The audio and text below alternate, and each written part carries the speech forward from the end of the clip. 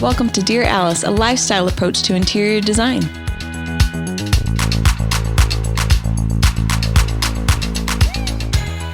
Hi guys, I don't know if you have been to our website at alicelanehome.com, but it's such a great way to kind of peruse what we have been curating. We curate from thousands of vendors, and my favorite part is our exclusive J. Bennett collection. These are things that we are designing and building in-house, and we can't wait to get it in your home and for you to have some one-of-a-kind pieces. There's lots of variety. There's new products added all the time, and it's super easy to find what you're looking for. They're broken into categories, and it's a pretty website, so please go visit it. And because you're a listener and we love that you're here, we want you to have a discount. So for 10% off, use code DearAlice10 on all your online purchases. We're so excited you're here with us, and enjoy the rest of the podcast. Hello, everyone, and welcome to Dear Alice. We have a special guest with us today. We've got John Woodley. He is a real estate expert here in the Wasatch Front area. Yeah, we work up and down the Wasatch Front and Wasatch back. We do Midway and Park City. Yeah. Nice. Never heard it called that before. Yeah, I know. That makes complete yeah, sense. we got the front and the back. I love it. Front, back, side to side. That's great. So John specializes, they have Woodley Real Estate, he and his brother, and they specialize in the high-end luxury market in real estate, as well as Class A office space. So they're kind of unique in that they hit both things. And they're also our realtor for Alice Lane. Yep. In getting our commercial, both leases over the last, 15 years. Yeah. And then the most recent purchase of our land project that we just completed. So anyway, we're big fans, and we just felt like it was time to get an expert on the show to talk about this market. It feels like it comes up in conversations socially for me and also in business all day, every day. So we were like, let's get somebody on here that knows a lot about this and answer our questions. And hopefully this will answer some of yours too. Yeah. And I think not only in Utah, but I think he'll brush also on just like kind of nationally what we've seen like in this past year, how it's affected everywhere else, what it's doing to Utah, and kind of where it's going. I think that's what I'm the most curious about and I get the most questions about. Yeah, this has been, I feel like, in the back of everyone's mind. We're like, what's happening? You know what I mean? Like what's coming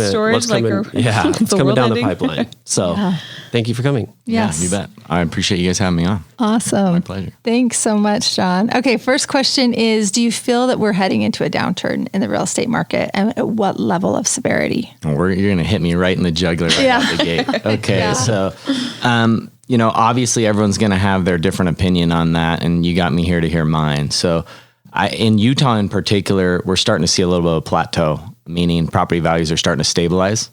And I think a lot of that has to do with consumer confidence coming back. We had a big jolt last year with the feds trying to curb the inflation rate, and so they jacked up interest rates. And we were in this state of euphoria where we were getting rates at 3% and our dollar could go a lot further, and everyone was upgrading and upsizing their homes.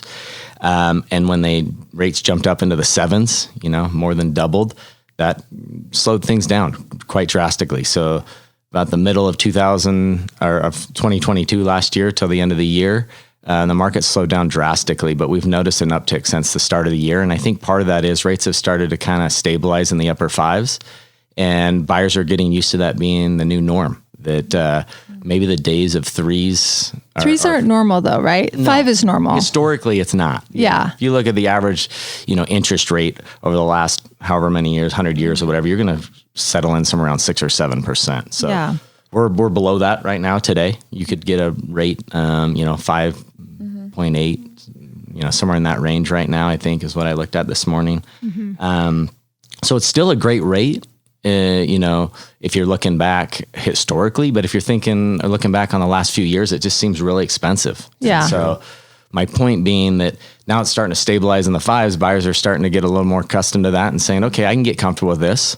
And things are starting to move again. Our activity on listings, on properties, the amount of leads are coming in, properties are going back under contract. And I think that's all good. And as far as the global economy, unemployment rates are still super low. We still got a ways to come down on the inflation rate. I think we're in the mid to upper sixes right now, and Feds want to see that around 2.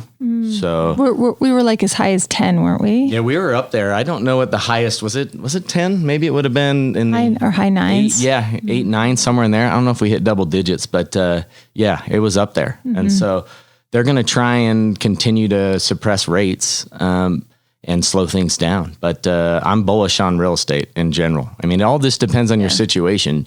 Do you need to make a move right now or not? Like, are you trying to be an opportunistic buyer or seller? And I think a lot of those opportunistic individuals have left the market, and those that need to sell are selling, and those that need to buy are buying. And so I think it just depends on what your situation is. If I'm going to be an investor or if I'm just trying to upgrade my home. Yeah. You know, so. Yeah. How do you feel buyer confidence is? Do you feel like people are still nervous because we just barely are getting through that? And so are they like, I better wait till spring to list, or are they just going for it? I guess it's probably also to like, you know, that's the realtor's job to probably educate. So it probably depends on how good their realtor is at making them feel comfortable. I don't know how good they are at like swindling them. It's like truth's truth, right? And there's a lot of apprehension. And I'd say right now, if I'm in a situation where I own my home and I don't have an immediate need to move and I'm comfortable where I'm at, meaning the size of the home's good, the location, schools, everything that those boxes I'm trying to check. And maybe my home's just a little bit older than I want it to be. Maybe I don't go and build right now. Construction costs are through the roof right now. And obviously rates are high. So it's expensive to go and make that step up, that upgrade. But maybe I look at improving my current situation and doing a remodel. And that's even going to set me up better for my next step when I do go to build, in improving my current home and, you know, bringing in an Alice Lane or the like to give me a refresh on furniture, decor, some finishes. And that better will set me up for the sell, because buyers aren't in a position right now to, you know, buy a house and put down the 20, whatever % they need to put down and then come out of pocket another couple $100,000 to remodel it. If myself as a seller, I can go ahead and do that for them if I have the resources, and I can sell it to them with that price baked in, and then they only have to put down 20% of the overall purchase price. And that allows them to get a turnkey product, so to speak, without having to come out of pocket as much money. So usually buyers are going to pay a premium for a home that's turnkey, and for a home that needs work, they're going to expect a discount. So I think that's kind of the standard expectation there, is if you're going to want to get a good value out of your home and you're in a position to improve the value, I would put some money into it. And I do rehab right now. Yeah. That's great to know. Question to kind of follow up with that. Obviously, like, we're designers, we go into homes all day and we want to like touch everything and like make everything beautiful. But like from your perspective, what are like the number one things that if you are in that situation, you own your home, you want to start to rehab and do some remodeling so you can kind of prep it for your next move when the market, like when it presents itself? What are the things that you see that are the very most important things to, I don't know, to upgrade? To make sure that the best bang for their buck that like will make you more. I'd say the easy things are the lipstick. So that's going to be paint, light fixtures. Okay. Maybe some carpet. Yeah. It'd be like, first thing I like to do is I remove any red flags. Any things that a buyer's going to come in and see there's water damage or the carpet's torn or stained. Those things that's an easy decision. Those need to first and foremost be taken care of. And then from there, I do kitchens and bathrooms. Obviously the most expensive areas, the wet areas. But that's what gets most buyers the most excited, is having a nice kitchen, a nice master bath.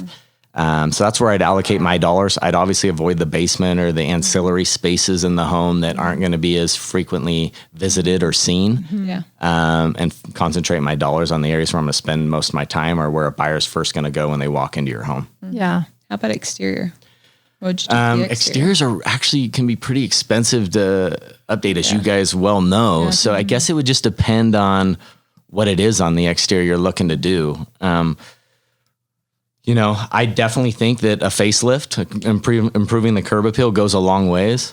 I would maybe look at that secondary to my kitchen or bathrooms. And then I'd look outside, because that's something that people look at when they first pull up, but then they're spending the majority of the time on a tour. Let's say we allocate 30 to 40 minutes on a tour. They're only looking at the outside for a couple minutes. The rest of the time they're in the home. And if that really catches their eye, a lot of times they're willing to look past the rest. I remember doing this. We just did a spec home in Dallas, Texas, just right outside Highland Park.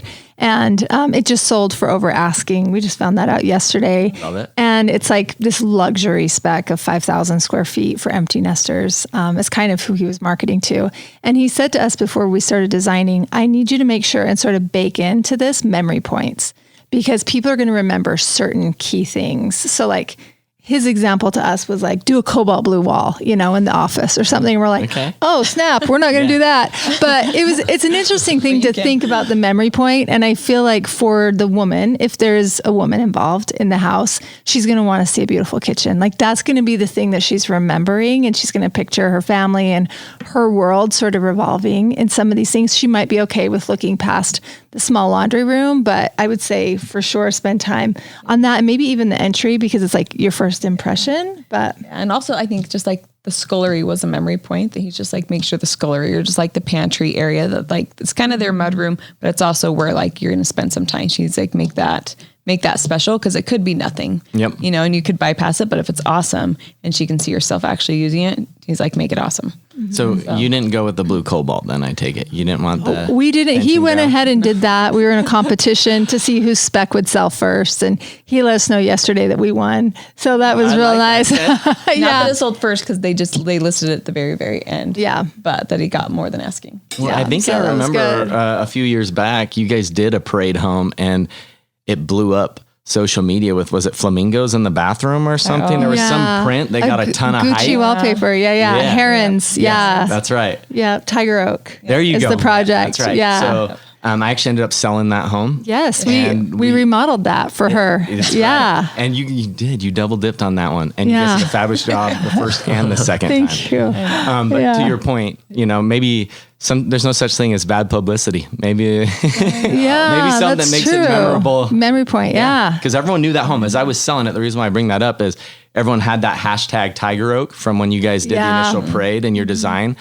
And it brought a lot of hype and excitement around the home, because we're like, oh, I know that home. I've seen it before. Either they saw it online or on Instagram, or they walked through it during the parade. And so that was one of the easier sales that we've been involved in, just because it was staged and designed so well. So you guys did a good job. That's good to know. When putting money into these areas that we were talking about, in your opinion, like, do you think it's better to kind of like play it safe and be like, oh, like do a white kitchen, or do you think it's to maybe put some money in and put your style into it and maybe make it a little bit more memorable and like more editorial? As long as it's in good taste. Yeah. I'd say that would be the good taste is relative, right? But we usually tend to err on, going down the middle and not going to either extreme, just to appeal to the masses, right? Yeah. Depends on the type of home.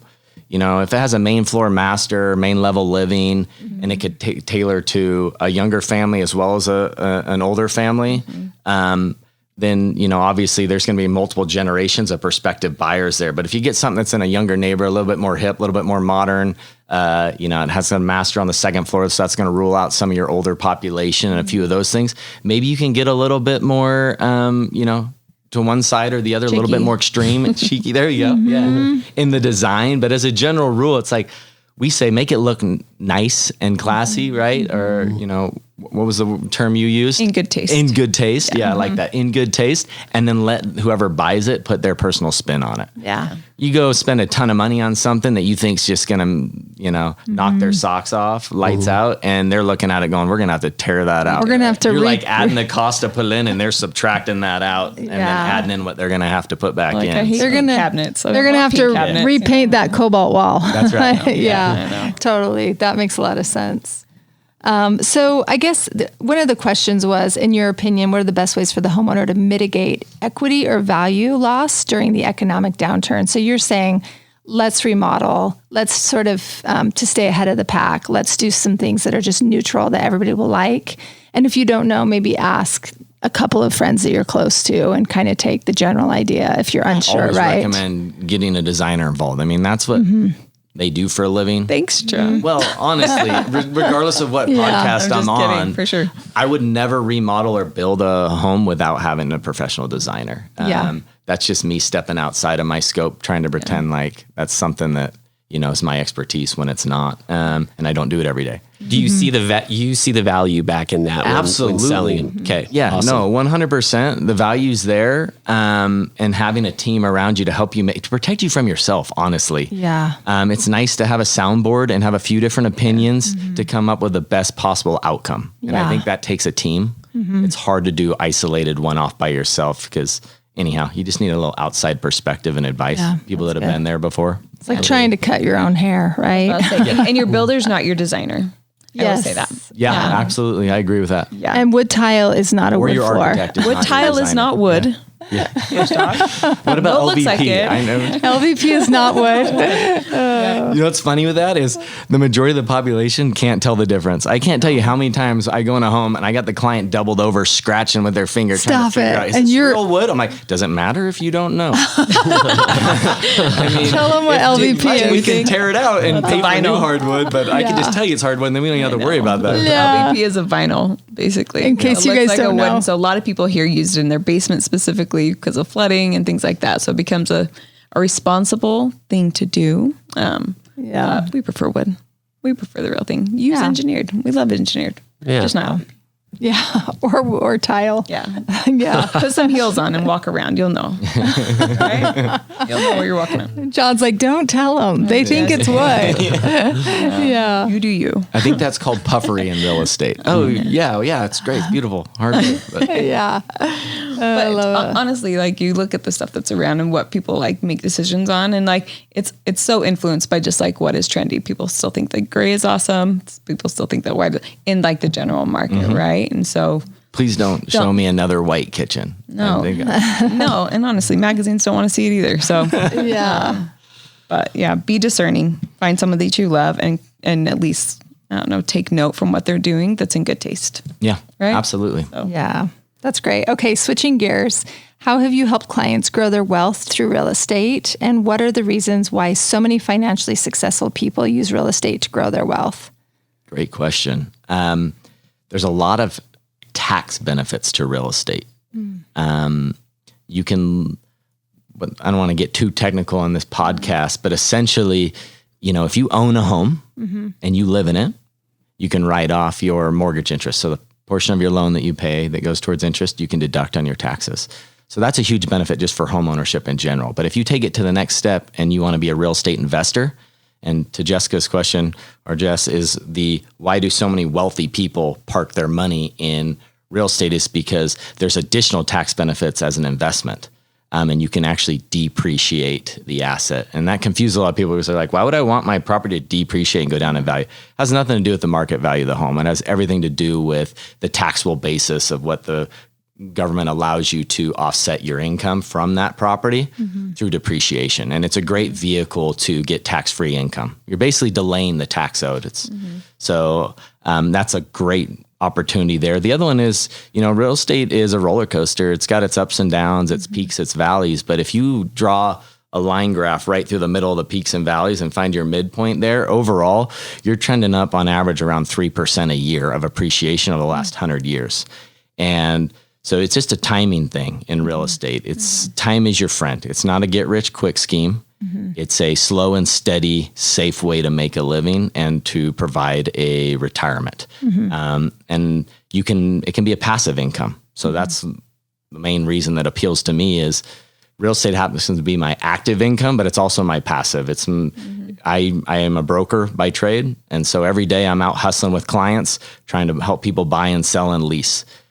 I love my job, but I don't want to do it to the casket, right? So at some point I'd like to be able to, have a little bit more free time to do as I will. And I don't know if I'll ever retire, so I'm not going to call it that, but let's just say a little bit more free time on the calendar. And the way, my path there is through real estate. I have rental properties that I own. And regardless of whether I'm at work or at home, asleep or on vacation, those tenants, they need to pay rent. And it's a passive revenue stream for me. And it's one or two of those doors doesn't really do it for you. It's probably not going to get you excited, but if you just do slow and steady and have a goal to acquire a property or two a year or every other year, by the time you're ready to retire from whatever your day job is, whatever it is you spend your career on, you should have a decent portfolio built up that has a nice revenue stream coming in. And the benefit to that also is not only have I been getting cash flow along the way, but real estate also appreciates. So it's going up in value, going back to what we talked about, those peaks and valleys. If you smooth those out, I'm getting a few % a year in appreciation. And then you also can leverage real estate, meaning I don't have to pay cash for the whole thing. I can go and put 20, 25% down on a property, and a little bit harder to do in this market with where rates are at, but rental rates are going up. So that's helping cash flow. But what I can do there is I can get a loan on it, and my tenants basically pay off my mortgage for me. So every month I make a mortgage payment, that's more equity in my pocket, and it's not coming from me. So it's not money out of my pocket, it's just money coming in. And so my value's going up, my debt's going down, I got some free cash flow, and I'm hedging how much I got to pay Uncle Sam. So those are my 4 benefits in real estate. And that's why I like it. And I believe so many others, just to your question, have chosen real estate as an investment vehicle. Yeah. So can you teach us, what is the best way to get started in real estate for someone that has $100,000, $500,000, or $1 million? Great question. I bought my first property when I was 23. Congrats. That's so cool. Congrats. Yeah. Except for I wish I would have started when I was 18. I thought I was 4 years behind, or what was that, 5 years behind the curve there. That's what I tell anyone that I come in contact with is buy a home, live in it, because that's the best way to get into the investment game. Because if I live in it, I get 2 benefits. I get a lower interest rate because it's owner occupied. So it's usually right now it's around 1% lower interest rate for an owner occupied borrower than someone buying it for an investment. The second thing is I can put less money down. So if I'm going to live in the property, there's loan programs out there. You get 100% financing. FHA, you put 3.5% down. A conventional loan, the minimum's 5%. If I'm going to buy it as an investment, my minimum's typically 20 to 25% down, depending on the property in the area. And so it's a lot more money, a lot higher barrier to entry to get a rental property by buying it if I'm just going to buy it as a straight investment. But if I buy it to live in it, all I have to do, the loan governance or the docs that you sign at closing state that I just have to intend to occupy the property for 1 year. After that, I keep that same owner occupied lower rate and I can rent it out as I please. Nice. And so that's what I've done is So for the 4-plex, you lived in one of the units and rented out 3? 3.5% down. Nice. FHA loan, lived in one, and rents were $600 a unit when I moved in or when I bought it. And I think I still own the same 4-plex 14 years later, 15, and it's each one's like $950 to $1,000. Cool. And guess what hasn't changed? My debt. I still pay the same amount. And so, and it's appreciated. I paid $232,000 and it's probably worth $950,000. That's great. I haven't harvested that because I haven't sold it, but the equity's there. And I'm just doing it for the passive income right now. Yeah. Well, and you haven't had to pay off that $232,000. Someone else. That's right. Tenants are doing it. Yeah, that's exactly right. So that's great. And even while I was living in it, they were paying my mortgage for me. That's awesome. I wasn't cash flowing because I was living in it, but it also wasn't costing me much because you wouldn't have to pay somewhere else. I mean, you have to live somewhere. So that's why I say. So the key is to live in it for a year. The key is to intend. Yeah, there you go. That's the tricky. So define that. Does that mean like, oopsies, I'm going to move. It's been 6 months. Well, you gotta be careful there. We try and, we like to be above the board here. Yeah. So Sure. you intend to occupy it. There's extenuating circumstances, job loss, job transfer. If you move out of a certain radius of the property and you can no longer occupy it and maintain your current role or job, then the lender is typically going to let you go and get another loan as a primary residence and understand. Now, if they think that you're just trying to cheat the system and I go and buy an owner-occupied property every other month, they're going to catch on to that. They're going to decline me for that application for a loan, and they're going to say, hey, you can't buy another primary. This needs to be an investment. Got it. Yeah. Is there a benefit, like, let's say it is you do like an owner-occupied loan, like does that change tax benefits at all? Like if I own or occupy and I'm living in it, or then I can only write off the mortgage interest. But once it becomes an investment, then I can depreciate it. Okay. So I can offset my cash flow on it. So do you think the 1% difference in interest, it would be better just to get the higher rate and then depreciate it?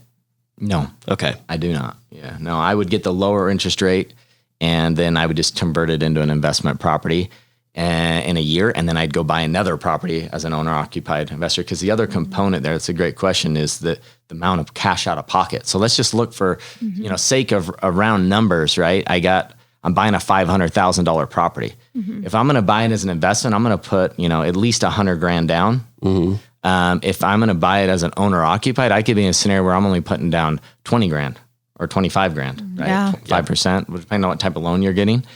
So it's a big delta in the cash out of pocket. So I can accumulate more assets, more doors, more rooftops in a shorter period of time by buying them and living in them for a year. Unless I just have an absorbent amount of cash, but we're talking a scenario, I got $100,000-ish, right? 100, 500, or $1 million. So now if you start getting into a scenario where, you got established family, you got kids, they're in schools, neighborhood, you got a nice home, that mold no longer works. Now you're just going to be buying stuff as an investment property day one, because you're not going to go move into a $500,000 red brick 1970s fourplex. Right.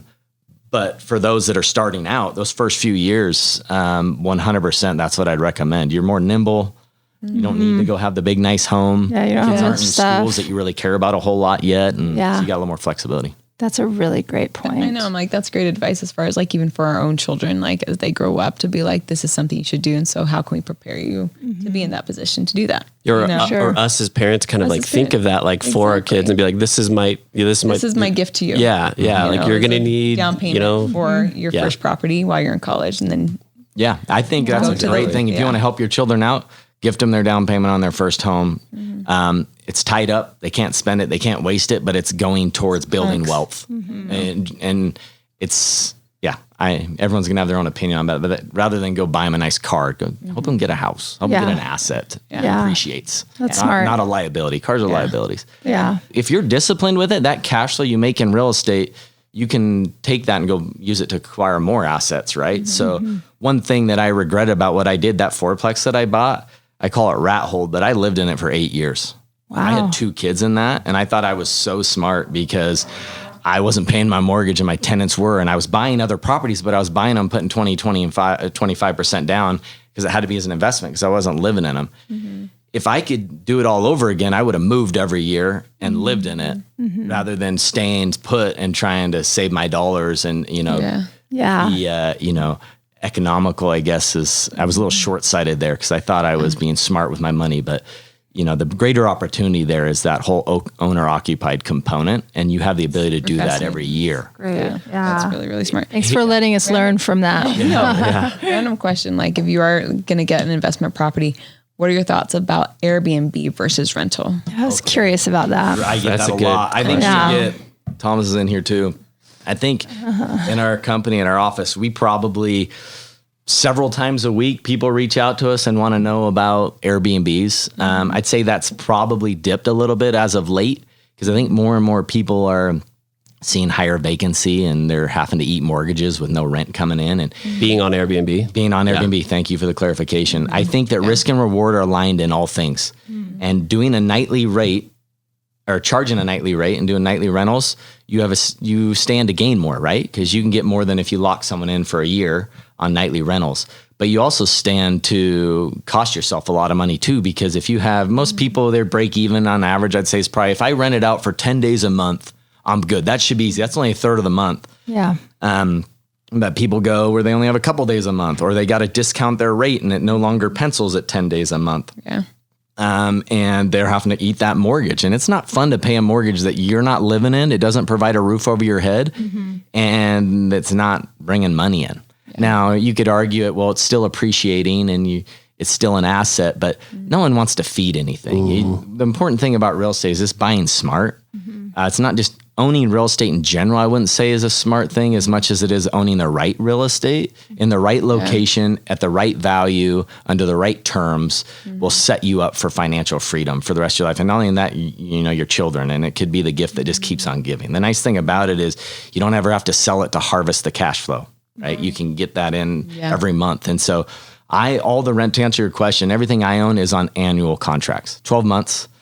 I don't do nightly rentals. I have a lot of clients and friends that do that, and some of them have done better, some of them not so well. And What I will tell you is it's like a compulsive gambler. They only tell you when they're up. Yeah. They don't tell you about the months where funny. they got rugged or they Dry months. where they went in the hole. Yeah. So I just be wary there. Yeah. There's some markets that are great for nightly rentals and people have crushed it and made a ton of money. There's other markets that aren't so great. Yeah. In Utah, Park City, if you can find the right zoning or area where it's allowed, you could do really well.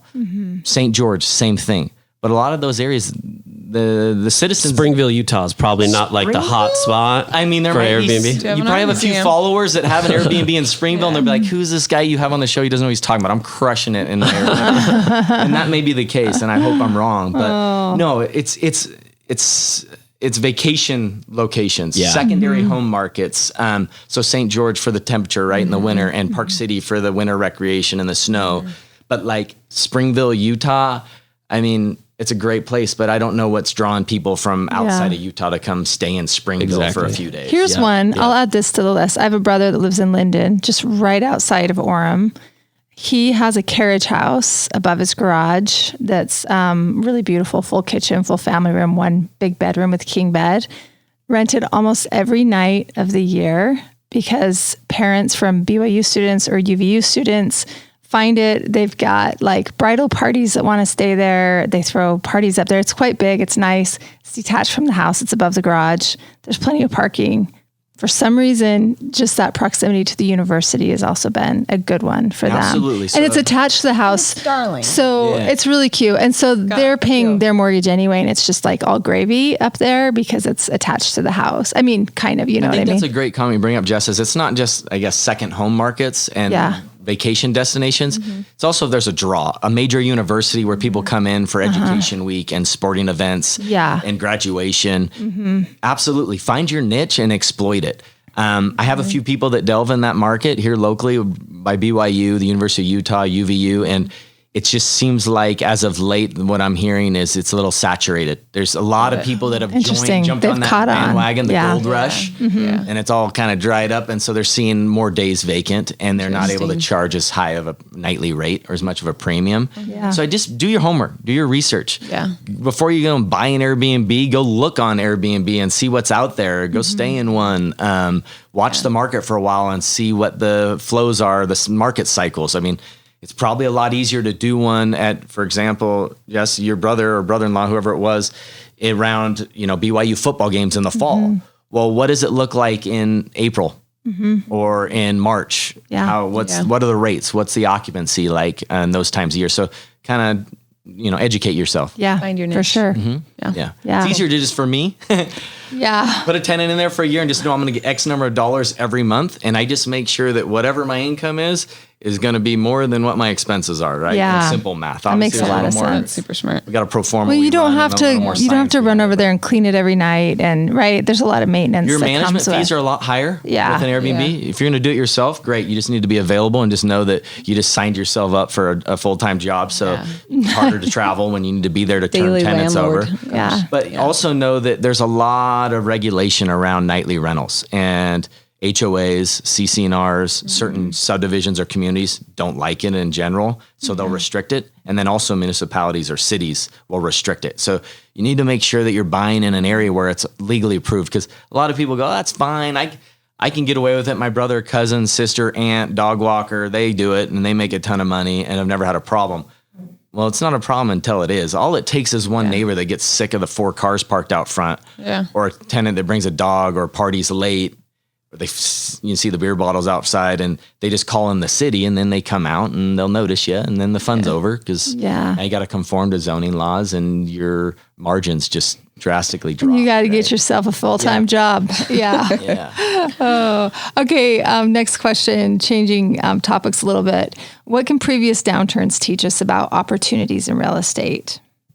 I think that, it's really hard to look outside of the current situation that we're in. And this applies to everything outside of real estate. That's a really good point. We live in the moment. And it's hard to have that long-term vision. And real estate is very much a long-term vision game. A lot of people talk about fix and flips. There's always caveats to anything we're going to talk about where someone's made it doing something against the norm or what we're going to say is the right strategy. But as a general rule, you're going to buy and hold real estate and you're going to make your money over time, not overnight.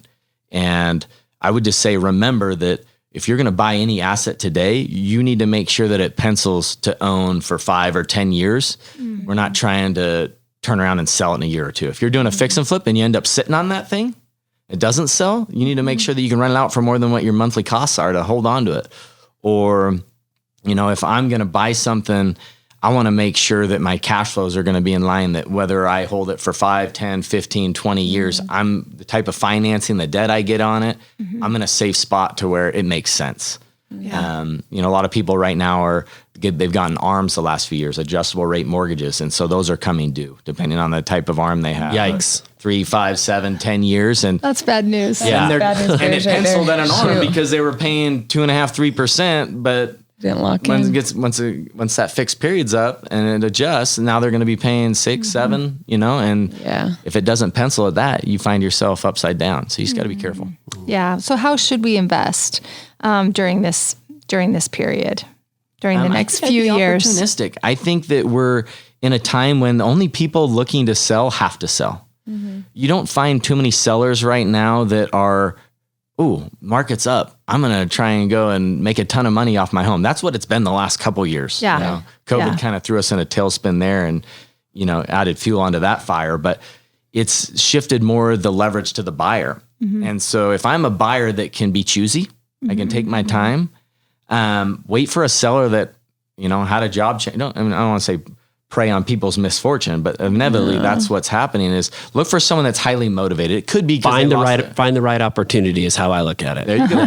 Yeah. So, you could be in a scenario where they lost their job, but it could also be they're building a home and the home just happened to be finished in January in the middle of winter while kids are in school and there's snow on the ground when most sellers wouldn't choose to sell, but now they need to because they have no need for a second home that's just going to sit vacant. Yeah. So they're going to be more inclined to get off of that asset that becomes a liability when it's sitting there vacant, and you can get a better buy on it. And there's a lot of talk about debt. Hey, it's high, it's expensive. It is, but let's say rates drop, you can always refinance. So you can always capitalize if rates turn down, drop to back into the 3s again. Let's say that happens. You can go and refinance it and lock in a 3% rate. So the risk you're taking is just in the near term. You need to make sure that you can pencil or afford whatever the current rates are today. Got it. Yeah. Were you surprised in 2020 when the market turned around and became really great for businesses like us, where people are just home in home all day and they're I got to change everything because I've been in here for too long. We did not see that coming. Anyway, were you surprised? Yeah, actually I was. Just like everyone else, that I think for us it hit mid-March, and there was a period there for about a month and a half. We're like, man, how long is this going to last? What's this mean? It's dead. No one's out touring. No one wants to see homes. No one wants to sell them, and it was really slow. But then end of April, it just turned on and came back on with a vengeance. And then we were wishing that we were back in COVID again when we had spare time. A little time off. And it didn't let up until about, April, May of this last year. So it had a really good run of about 2 years. Crazy. Amazing. And Utah's still, we're still moving. Stuff's selling, stuff's trading.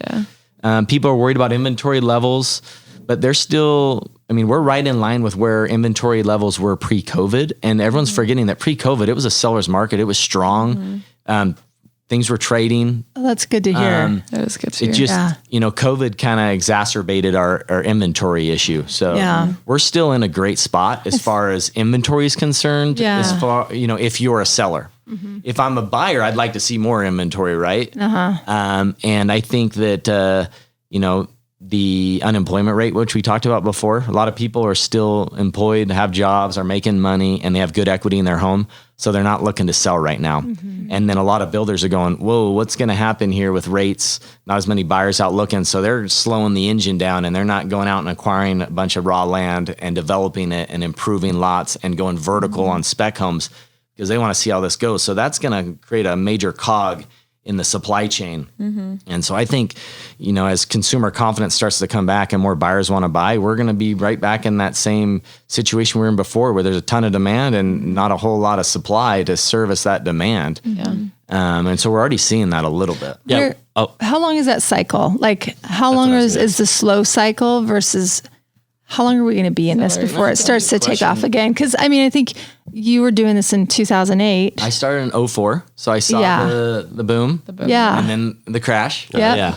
And so I guess we could talk about that. The best time to have bought a piece of real estate in Utah was the middle of 2009. That's when values hit rock bottom. Yeah.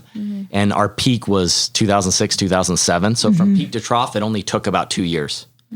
But then it took us, we didn't pass pre-recession prices until 2016. So to climb out of 2009 bottom, to get back where we were in 2006, 2007, it took 7 years. It took to 2016.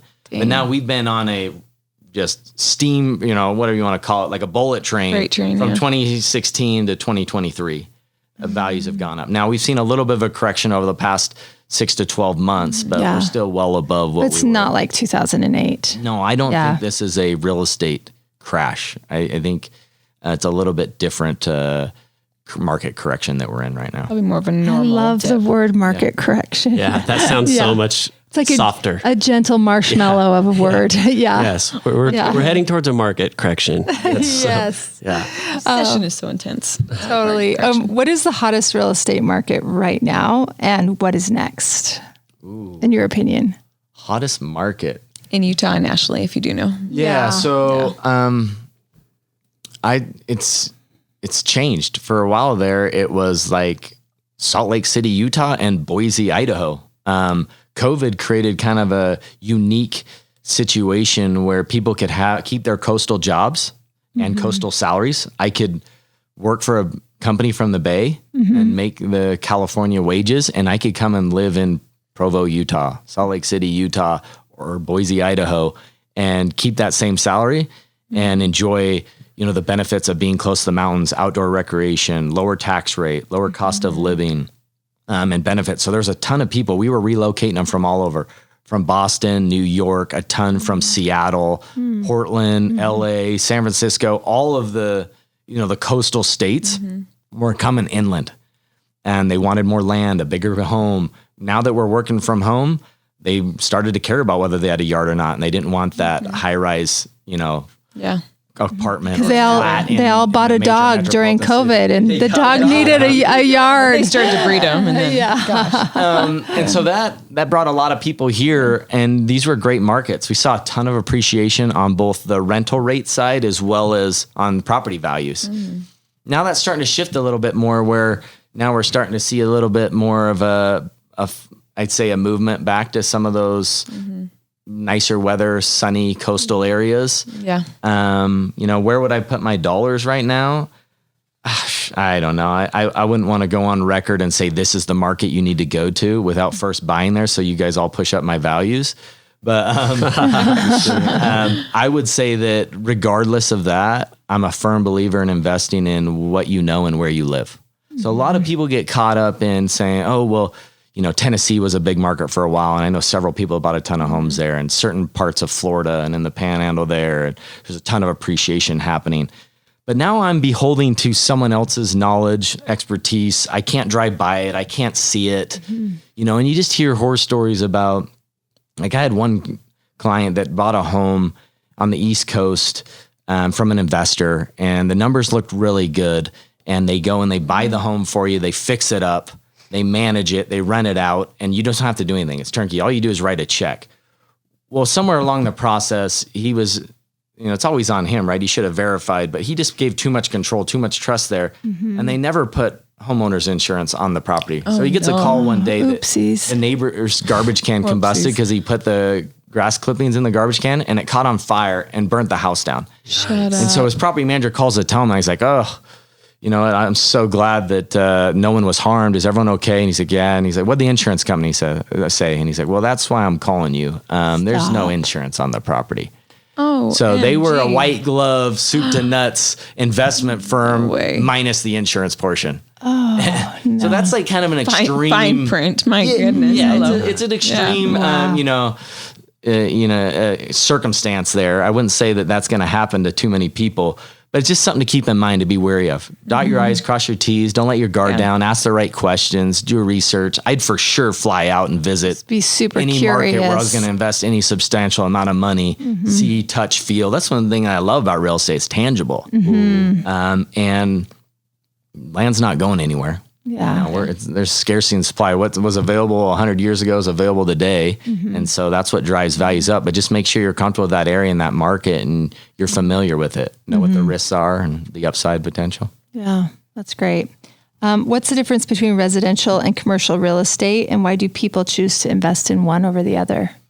Well, that's a good question. People invest in both. The most common one to invest in would be residential because it's the lowest barriers to entry. It's the easiest. People understand it. Yeah. They can live in it. Yeah, we live in it. And we're humans. We need basic necessities to sustain life. We need food, water, and shelter. So we always need a roof over our head. Yeah. So with that, residential is an easy one because I can buy a home, a condo, a townhome, and people are going to need a place to live, and I can rent it to them. But that's also we talked about earlier, risk and reward are aligned. There's not a whole lot of risk there, so my upside isn't as great. Now, if I flip to commercial side and I want to go buy a tract of land and I want to build industrial is really big right now, warehouse with, the Amazons of the world and e-retail, right? So, or e-commerce, that's an opportunity there. You could look at office buildings, building offices and renting them out to tenants. There's a lot of different sectors of the real estate market, which I love because it gives you a lot of opportunity to hedge your risk. And I think the short answer would be, I think you should invest in several of them and hedge your risk. Do both multifamily, single family, some industrial, some office, maybe some retail, and have a diversified portfolio. But if I'm just getting started out, everyone reads those books, it's like, oh, I'm going to go buy a massive, industrial office park or retail center, and I'm going to retire, and that's everything. That's the barriers to entry there are hard. It's really hard to get into that game. And so I think it's a ladder approach. You kind of step your way up, and a great way to start, it's like we talked about, buy a property, live in it for a year, less money down, lower interest rate.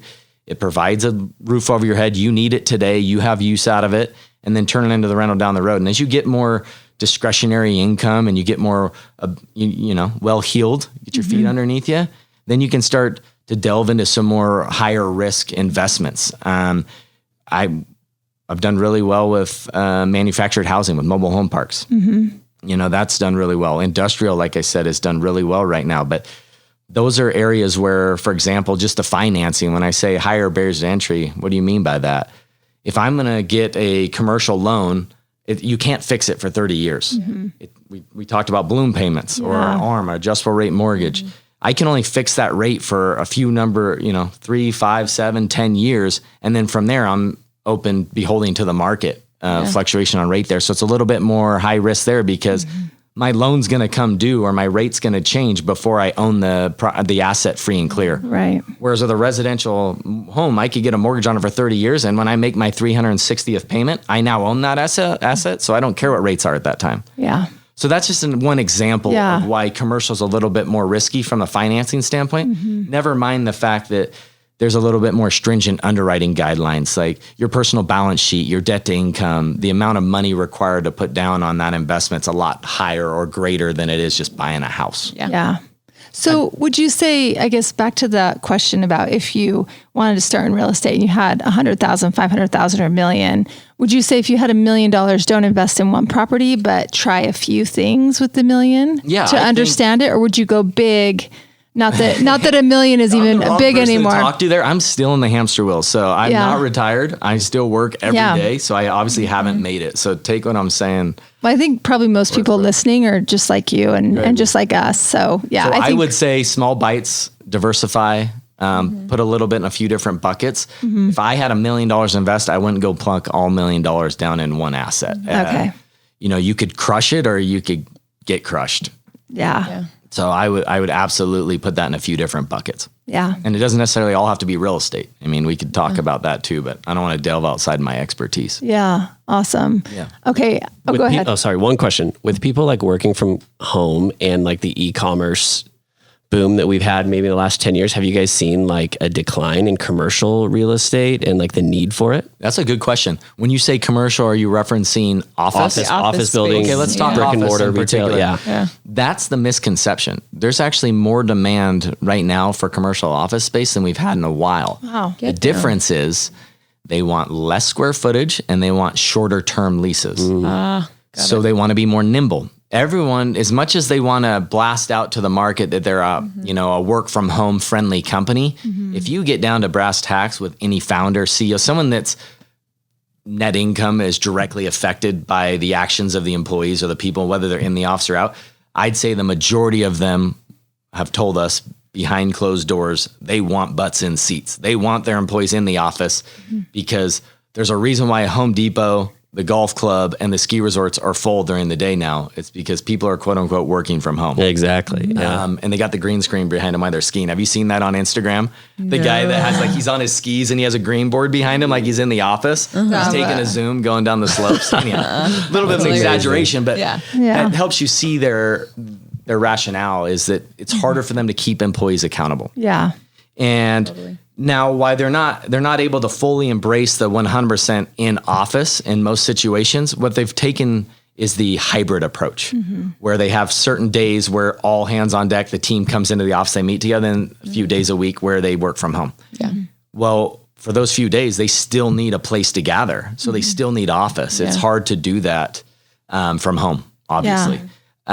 So what they want to do, though, is they don't want to go sign a lease on a brand new, massive, big office building that they design and build out themselves and first generation space. And they got to sign a 10, 12-year lease. Yeah. They want to do a 3-year lease or a 5-year lease and take less square footage or sublet a portion of the building. And so for us as brokers, that just means same amount of work or more for less pay. Yeah. Your check size isn't big because our compensation is based off the amount of square footage times the term of the lease times the lease rate. So if they're doing less square footage and they're doing it for a shorter period of time, that's less money. Yeah. But are we busy? Yeah, we've never been busier. We have a ton of demand on the commercial side and our commercial team's cranking. That's awesome. That's really awesome. That's really great. That makes me want to get into that whole WeWork situation. But they've done really well locally here. Kiln's crushing it. That's great. We've met there with clients. Yeah, it's an improvement onto the WeWork play, but there's several that have followed suit in that same model, and they've proven to be counter-cyclical and doing really well in a down and an up market because people want that flexibility. If I just need a handful of offices, it's a great option to go. Now, once you start to go to scale, then it starts to make sense to have your own space in most scenarios. But that's great. Okay, final question. We ask this to everybody that comes on the podcast, and that is, how do you define luxury? How do I define luxury? Ooh, got me on the spot on that. I know. I have a feeling what your answer is going to be. Do you? Do you want me to help you out? You can tell me if I'm wrong. Okay. I feel like it's going to be that you get off the hamster wheel, that you own enough properties, you have financial security, and that feels really good. I feel like that would probably be your answer more than living in a really fancy house and having a great first impression. But financial freedom? Yeah. That is a luxury that you have and we all aspire to. My head wasn't going there, but that is the where answer. Were you going? Rolex? I don't know, a presidential. I'll go that's where my mind was going. By the way, that market's gone crazy. Have you seen that? Luxury is nuts. Rolexes have outperformed the S&P, real estate, crypto, everything. Yeah. The prices, go try and buy one. There, you can't get, you walk in the store and they have them all out, but they're all they don't have the mechanism behind them. I forget what they call them, but they're basically dummy watches. They don't actually operate. They're like just the for show. timepiece. And you go, well, can I get one of those? Like, yeah, let me put your name down on a list. Stop. So, and I don't want to I'm not in the market for a Rolex. So like let's not interpret this the wrong way. I was just intrigued by it. So I was on Rodeo Drive. So I walked in the Rolex store. They have like an armed security guard, which by the way makes no sense now that I know what I know because there's nothing in there to steal. But anyhow, he's there and he's screening you. Do you have an appointment? I'm like, perceived no one's value. in there. And exactly. Finally lets me in there and I'm talking to the clerk and I'm like, yeah, this one's really cool. Can I get one? He's like, yeah, we can put your name down on a list. So I'm like, okay, well, how many are on that list? And this is a $50,000 watch. Yeah. I'm like, how many people are on that list? And he's like, well, right now we have about 50. And I said, okay, well, what's the absorption rate? Like, how many of you sold this year? He's like, well, we actually haven't sold any this year. We haven't got any in. And I'm like, okay, so the waiting list is 50 people long. You don't even average one watch per year. Best case scenario, 50 years before you give me a call, or like a lot of those people fall off the list. It's just crazy. Because going back to what we talked about before. Do you pay like full money down, or what do you like? Oh, no, you just get on a list and they call you when it's available. Oh, that's fun. Exactly. But the market, I'm gonna spin this into a real estate kind of parlay here. That is, the market is ripe with cash. People are still cash rich in equity, I guess we could say, in their homes. And that's why you haven't seen a lot of distressed sales. So you don't see foreclosures, you don't see short sales, because whether a seller wants to or not is one question, but the majority of them have the ability to discount price to a price that would move today and still be able to pay off their mortgage and walk away with some cash, pay all their closing costs, pay off their debt, and get cash.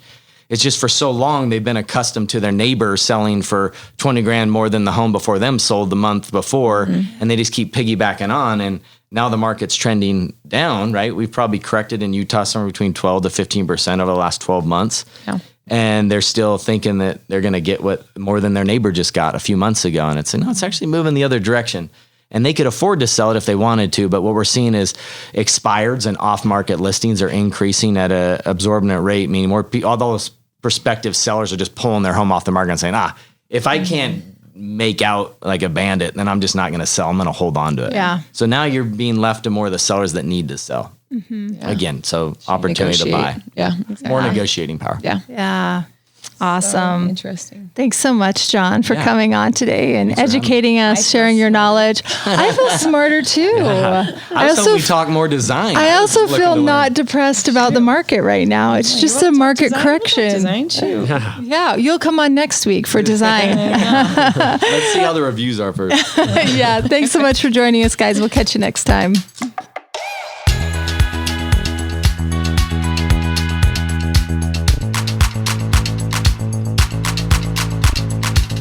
Hey, thanks for listening. If you like our show, please leave a 5-star rating.